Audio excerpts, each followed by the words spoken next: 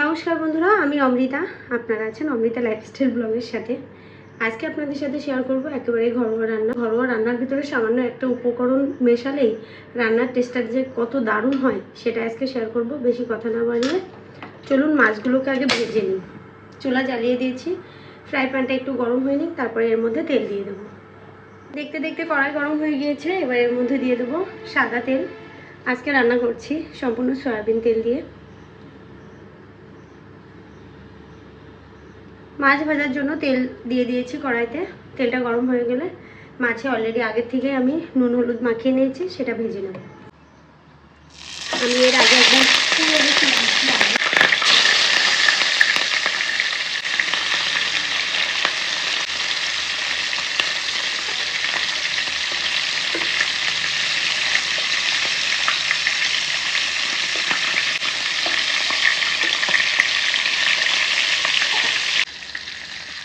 মাছের একটা সাইড ভাজা হয়ে গিয়েছে, এবার উল্টো করে দেবো।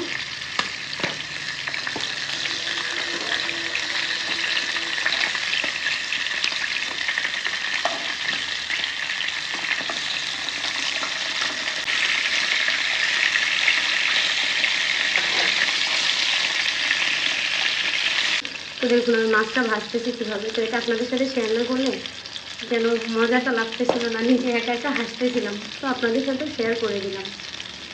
বন্ধুরা, একে একে মাছগুলো সবই ভেজে উঠিয়ে নিয়েছি। এবার ফোড়নে দিয়ে দিচ্ছি শুকনো লঙ্কা, তেজপাতা আর সামান্য জিরে।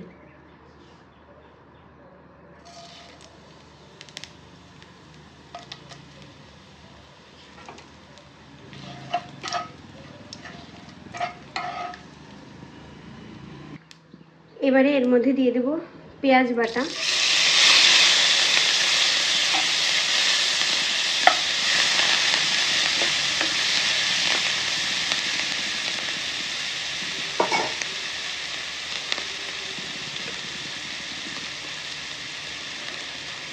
দিয়ে দেব সামান্য রসুন বাটা,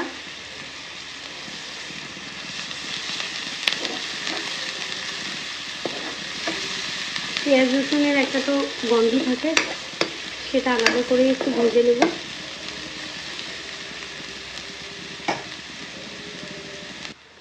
বন্ধুরা, দেখতেই পাচ্ছেন পেঁয়াজ এবং রসুনটা আমি একটু হালকা করে ভেজে নিয়েছি। এবার এর মধ্যে দিয়ে দেবো জিরে বাটা, আদা বাটা এবং 4-5টা শুকনো লঙ্কা বাটা একসাথে আমি পেস্ট করে নিয়েছি, সেটা এখন কষিয়ে নেব।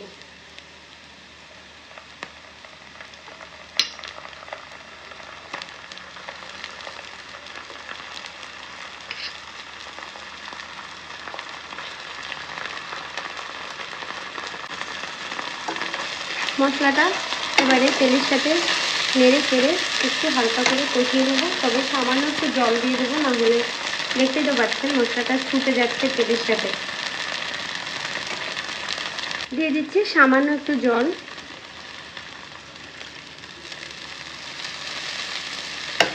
এবারে আর মশলাটা তেলের সাথে ছুটে যাওয়ার আর ভয় নেই। হাতে একটু সময় নিয়ে আস্তে আস্তে মশলাটা কষিয়ে নেব।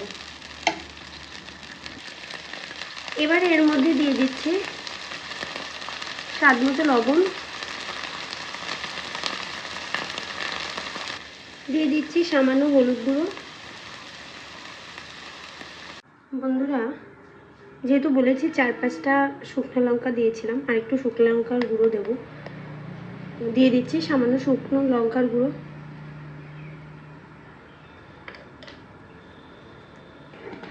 আমি শুকনো লঙ্কা বলতে গিয়ে তুতলে যাচ্ছি, তার একটাই কারণ হচ্ছে আমি রান্না করতে করতে আমার ফোন এত বেশি হিট হয়ে গেছে যে আমার ফোন ঠান্ডা করে নিয়ে এসে তারপরে আবার ভিডিও শুরু করতে হয়েছে। আমি অলরেডি চুলাটা বন্ধ করে রেখে গেছিলাম।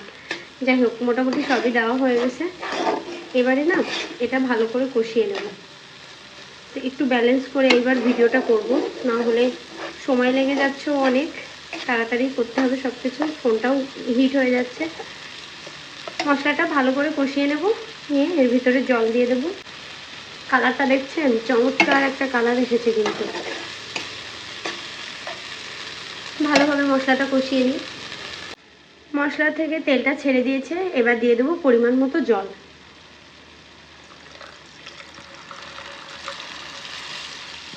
যেহেতু মাছের মাথা দিয়ে রান্না হবে তো জলের পরিমাণটা একটু বেশি দেবো। যাই হোক, জলটা দিয়ে দিয়েছি পরিমাণ মতো। এবারে অপেক্ষা করব ঝোলটা টকবগিয়ে ফোটার জন্য। বন্ধুরা দেখতে পাচ্ছেন ঝোল টকবগিয়ে ফুটে উঠেছে। এবার এর মধ্যে দিয়ে দেবো ভেজে রাখা মাছগুলো।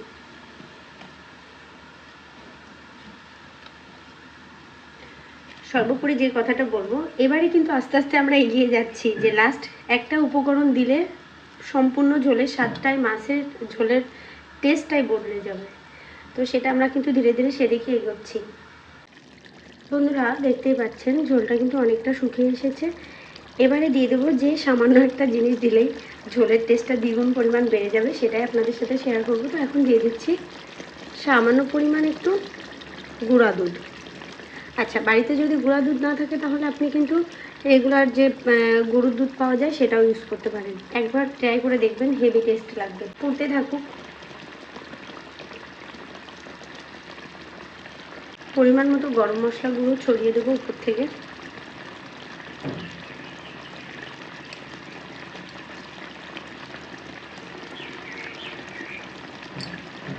চুলার আঁচটা একটু কমিয়ে দেবো। সর্বশেষ নামানোর আগে দিয়ে দেবো সামান্য একটু ঘি ছড়িয়ে দেবো। ঘিটা আপনি দিতেও পারেন, নাও পারেন, আমি সামান্য একটু দিলাম, বাসায় আছে ওই জন্য দিলাম। আচ্ছা, সব কিছু দিয়ে হালকা একটু নেড়ে চেড়ে দেবো। আমি কিন্তু চুলার আঁচটা একদম আস্তে করে দিয়েছি। এবারে এই মাছগুলো একটু উল্টে দেবো, যেহেতু গরম মশলা ছড়িয়ে দিয়েছি। তো